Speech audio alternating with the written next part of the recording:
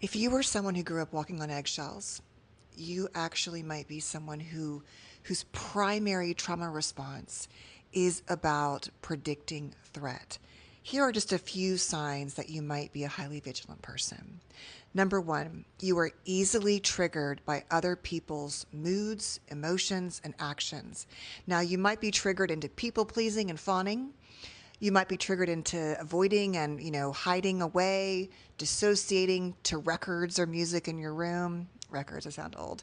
You might be someone who fights back, who's very easily pissed off by someone else's moodiness, so you kind of provoke them. But at the core, it's like you are like completely able to absorb and soak up other people's emotions and moods and intentions. Number two, you excessively take good care of other people.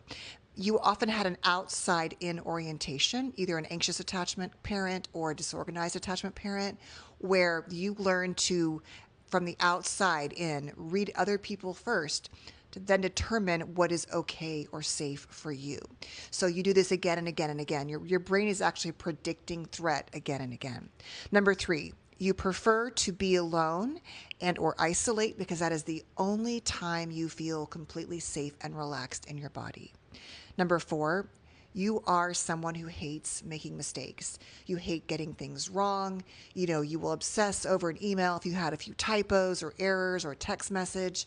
It bothers you to not get things right, and you can definitely veer into perfectionism. The next one is you struggle with expressing anger. So you're either a self-silencer, you're afraid of anger, you're conflict avoidant, and or you blow like your eggshell caregivers, right? If you had an eggshell childhood and or if you are neurodivergent, especially if you're autistic, potentially ADHD as well, these are very common. And the last one is that you would consider yourself a sensitive, empathic, responsive person. And this is really about learning to hyper focus on other people and getting reinforced and rewarded when you took care of them. And so these are all very common, like I'm saying, especially if you grew up walking on eggshells and or you are autistic, ADHD.